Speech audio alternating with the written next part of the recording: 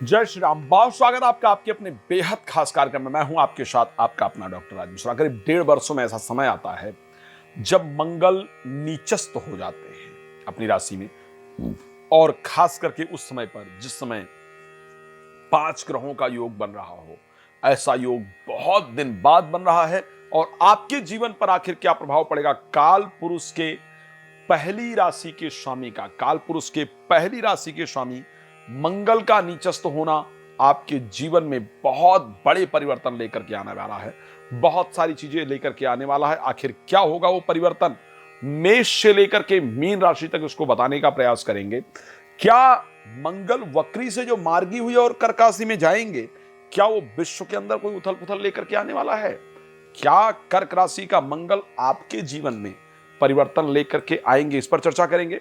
सबसे पहले बात कर लेते हैं मेष राशि के लिए। ऋषि पराशर ने कहा कि धरणी गर्भ संभूतम विद्युत कांति संप्रभम कुमारम शक्ति हस्तम चा भवम प्रणमाम्यहम।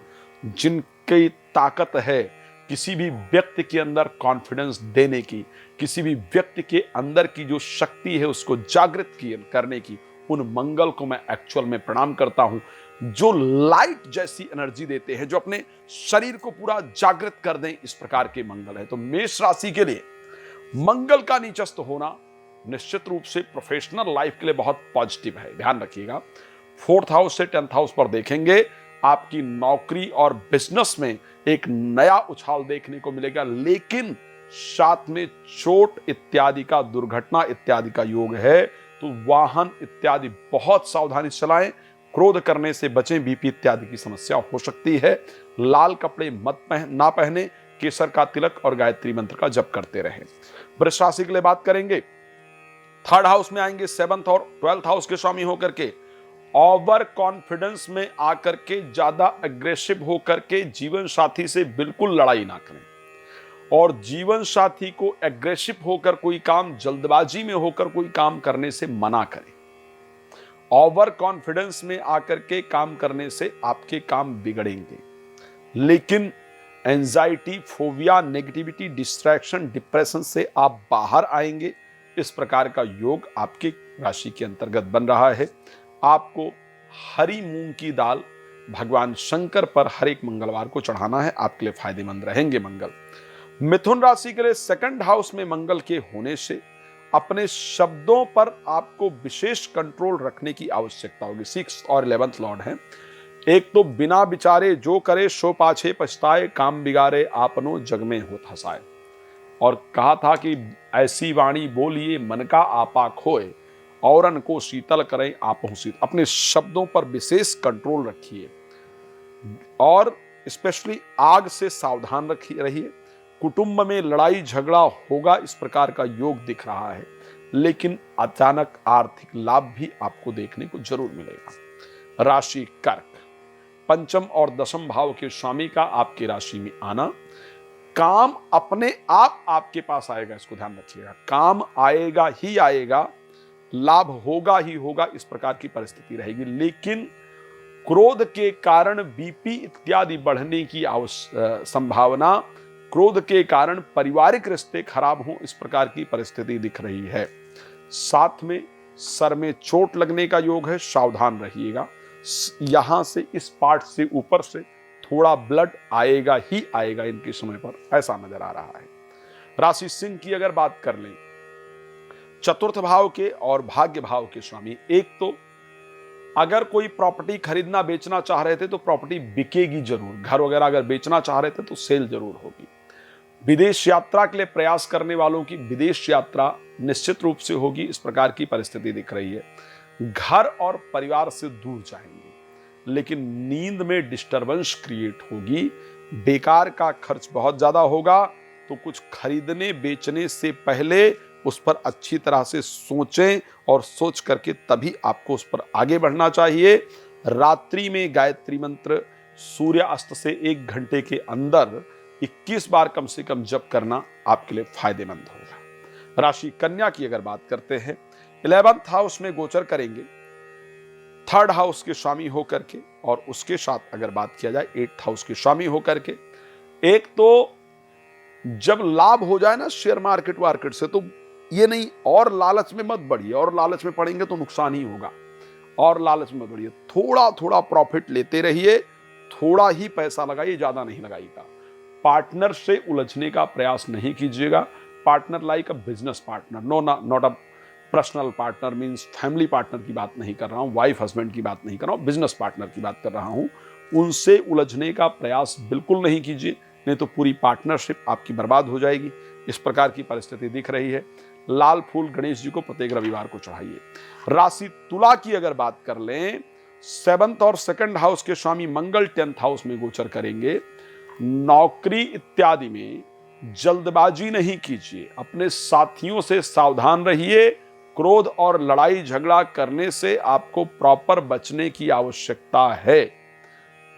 ओवर कॉन्फिडेंस होने से, ज्यादा गुस्सा आने से प्रोफेशनल लाइफ डिस्टर्ब हो सकती है, लेकिन आपके प्रॉपर्टी से रिलेटेड कार्य आपके बन जाएंगे। परिवार के पास जाने का आपका संयोग बनेगा। वाहन या फिर प्रॉपर्टी आप जरूर लेंगे। वृश्चिक राशि की अगर हम बात करें तो राशि स्वामी है 9th हाउस में गोचर करेंगे, 6ठे भाव के स्वामी हैं। काफी सारी धार्मिक यात्राएं आपकी होती हुई नजर आ रही हैं।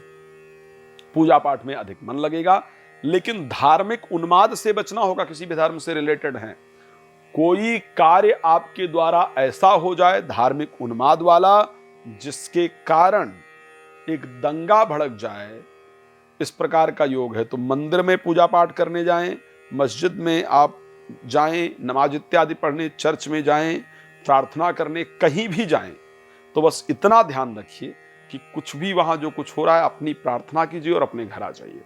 उन्माद से धार्मिक उन्माद बढ़ेगा और आपको बहुत ज्यादा नुकसान होगा। इस प्रकार की परिस्थिति दिख रही है, बट धार्मिक यात्राओं का प्रॉपर योग बन रहा है। चलिए धनु राशि की बात कर लेते हैं। धनु राशि में क्योंकि पंचम भाव के स्वामी हैं और द्वादश भाव के स्वामी हैं, मित्रों से धोखा का योग है। प्रेमी प्रेमिका से सावधान रहिएगा, इस समय पर संबंध इत्यादि खराब होने का योग है। पढ़ाई में मन ना लगे, इस प्रकार की परिस्थिति आपकी राशि पूरी तरह से दिखा रही है। पढ़ाई में मन ना लगे, इस प्रकार की परिस्थिति दिखा रही है। प्रेमी प्रेमिका मित्रों से सावधान, पढ़ाई पर फोकस कीजिए। गायत्री मंत्र 108 बार रोज जरूर जपिए, आपके लिए फायदेमंद होगा। राशि मकर की अगर बात करते हैं, मकर राशि में 7th हाउस के अंतर्गत मंगल नीचस्थ होंगे, 4th और 11th हाउस के स्वामी होकर के।